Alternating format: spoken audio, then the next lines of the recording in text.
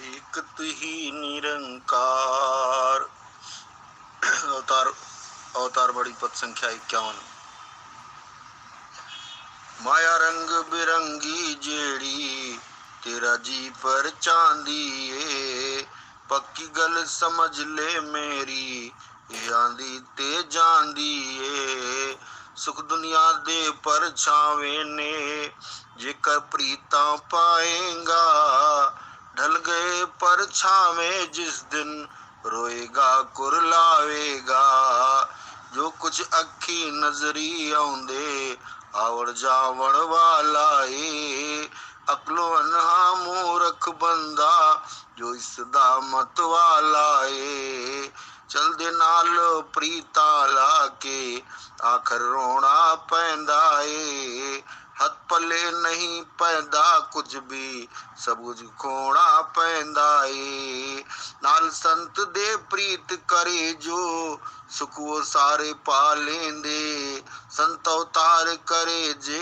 कृपा अपने नाल मिला देंदे संत अवतार करे जो कृपा अपने नाल मिला लेंदे एक तुही निरंकार। आज का विषय है अनासक्त भाव से जिए। माया रंग बिरंगी जेहड़ी तेरा जी पर जांदी पक्की गल समझ ले मेरी ये आंधी ते जांदी सत्संग जी प्यार नाल कहना धन्यंकार जी। सत्संग जी, जैसे हमें भूख लगती है तो खाना खाने की इच्छा पैदा होती है। जब हम भोजन ग्रहण कर लेते हैं हमारा पेट भर जाता है और हमारी इच्छा पूर्ण हो जाती है। कभी कभी पेट भर जाने के कारण हम पूरी रोटी भी समाप्त नहीं कर पाते और खाना आधे में ही छोड़ देते हैं। फिर कुछ समय में भूख लग जाती है। ऐसे ही दुनिया की चमक दमक जो हमें दिखाई दे रही है हम उसकी तरफ आकर्षित हो जाते हैं और उससे प्रभावित होकर ये भूल जाते हैं कि हर वो चीज़ जो दिखाई दे रही है वो अस्थाई है, वो सिर्फ जिंदगी जीने के लिए है। पर हम इसे इतना महत्व दे देते हैं कि उन वस्तुओं को अपनी जिंदगी मान लेते हैं और हमारी जिंदगी उन्हीं की इर्द गिर्द घूमने लगती है। जब तक हमें याद रहेगा कि माया अस्थाई है तो इन्हें हम सिर्फ इस्तेमाल तक ये सीमित रखेंगे। इनको अपने मन और दिमाग पर इतना हावी नहीं होने देंगे कि हम उन वस्तुओं पर इतने निर्भर हो जाएं कि उनके बिना गुजारा करना मुश्किल हो जाए। सुख दुनिया दे पर छावे ने जेकर प्रीता पाएगा ढल गए पर छावे जिस दम रोएगा कुरलाएगा। कि शासन यहाँ माया की तुलना परछाई से की जा रही है। जैसे अगर हम कहीं खड़े हैं और हमारे पीछे से रोशनी आ रही हो तो हमें हमारी परछाई आगे दिखाई देती है। जब हम उसको पकड़ने की कोशिश करते हैं और जितनी तेजी से उसकी तरफ आगे बढ़ते हैं उतनी तेजी से वो हमसे आगे भागती है। माया भी परछाई के समान है। जैसे हम परछाई को चाह कर भी नहीं पकड़ सकते वैसे ही माया भी भ्रम है। इसे जितना पकड़ने की कोशिश करेंगे उतना अधिक तनाव हमारे मस्तिष्क पर आएगा। जैसे माता पिता बच्चे को एक खिलौना दिला देते हैं। पहले दिन तो बच्चा बहुत चाव से उस खिलौने से खेलता है, लेकिन अगले दिन वो बच्चा उस खिलौने से ऊब जाता है। उसे जितना खेलना था एक आध दिन खेलकर अगले दिन उसका मन नया खिलौना पाने की इच्छा करता है। वैसे ही हमारे साथ भी होता है। एक इच्छा पूरी होने के बाद दूसरी इच्छा जाग जाती है। जबकि जितनी भी परछाई रूप में माया है ये सिर्फ दिखावा है, ये सदा रहने वाली नहीं है। इसलिए हमें वस्तुओं से नहीं बल्कि सदा कायम दाम रहने वाले इस निरंकार से जुड़ना है।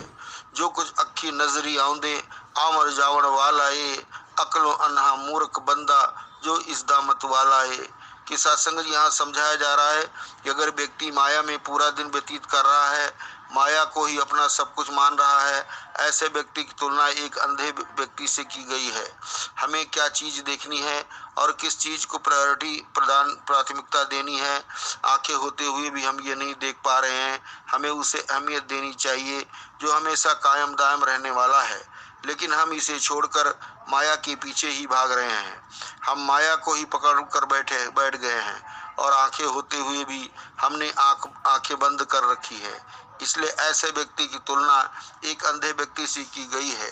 चल दे नाल प्रीता लाके आखर रोना पैंदा हथ पल्ले नहीं पैंदा कुछ भी, सब कुछ खोना पैंदा है। कि पूरी जिंदगी ऐसे ही व्यतीत होती जा रही है। अंत समय में यह एहसास होता है कि इस जीवन काल में हमें जो करना था वो तो हमने किया ही नहीं। हम माया का ही सहारा लेते रहे, माया में ही भ्रमित रहे, जबकि हमें जीवन में प्रभु परमात्मा की पहचान करके इसके एहसास में रहना था। प्रभु परमात्मा निरंकार को तो प्राथमिकता दी नहीं और केवल भौतिक जीवन को प्राथमिकता देते रहे। ये बात भी जरूरी है कि जब हम संसार में आए हैं तो हमारा परिवार भी है, हमारी जिम्मेदारियां भी हैं। तो ऐसा नहीं है कि माया का पूर्ण त्याग कर दिया जाए। ये सारी चीजें जो निरंकार ने बनाई है इनका सदुपयोग करना है, लेकिन इन्हें अपने ऊपर हावी नहीं होने देना है। अगर कोई चीज हमसे छिन भी जाए तो हमारे ऊपर उसका इतना असर ना हो जाए कि हम निराश हो जाएं। कभी कभी तो हम इतने निराश हो जाते हैं कि अपनी जिंदगी को ही समाप्त करके ख्याल हमारे मन में आने लगते हैं। हमें इन चीजों से ऊपर उठना है। ये प्रभु निरंकार जो हमेशा सहज रूप में रहता है, इसी का मजबूती से सहारा लेते हुए अपने जीवन को व्यतीत करना है। नाल संत प्रीत करे जो सुख ओ सारे पा लेंदे, संत अवतार करे जे कृपा अपने नाल मिला लेंदे। कि संत हमेशा हर इंसान पर अपना सकारात्मक प्रभाव छोड़ते हैं। जब हम सत्संग में आते हैं और यहाँ जो वचन बोले जाते हैं उनको अपने जीवन में ढालते हैं तो हमें सही दिशा प्राप्त होती है। संतों ने युग युगों से मानव मात्र को सही मार्ग ही दिखाया है। जब से ये दुनिया कायम है, संत प्रवृत्ति वालों ने यही शिक्षा दी है कि हमें अपने आप को सही दिशा में ले जाना है, सही रास्ते का चुनाव करना है, सबकी अच्छाइयों को ही देखना है, किसी के अंदर की खामियों को नहीं देखना। हर वस्तु और इंसान भी माया का ही रूप है, इसलिए कुछ भी पूर्ण नहीं है। फिर भी हमें बुराई को ना देखते हुए सबकी अच्छाई को ही देखना है। बुराई से प्रभावित होकर अपना ध्यान नहीं भटकाना और किसी का टिप्पणी नहीं करना है। सत्संग इसी तरह चाहे और भी उदाहरण देख लें, जैसे कोई यंत्र या फोन है, वो भी माया का ही रूप है।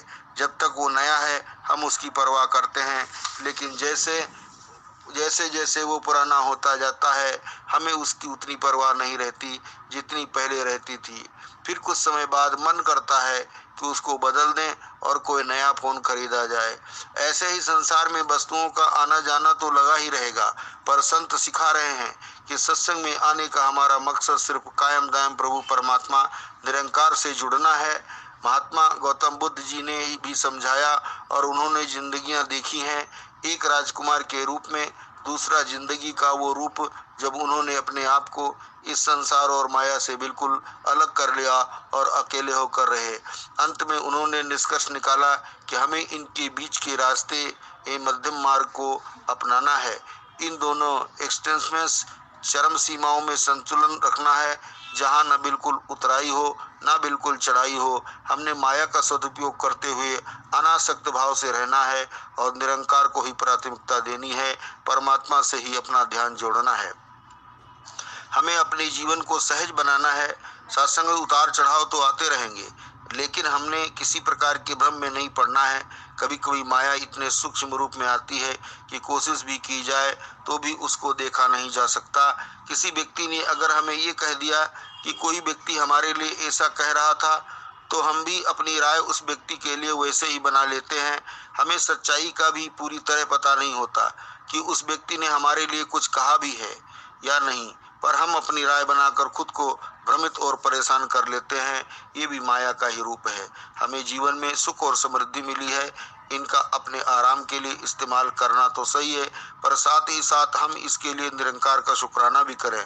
अगर हमें दिखाई दे कि किसी और के पास सांसारिक वस्तुएं और साधन हमसे अधिक हैं, तो भी हम निरंकार का शुक्राना करें कि जो भी दिया है और जितना भी दिया है हमारे लिए अच्छा है।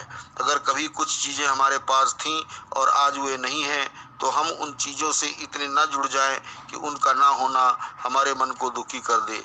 माया से ऐसे जुड़ाव हमारे अंदर निराशा पैदा कर देता है। दातार कृपा करे कि आप सबका सेवा सुमरन और सत्संग संगत के प्रति भाव बढ़ता चला जाए। सत्संग जी बड़े प्यार से कहना, धन निरंकार जी।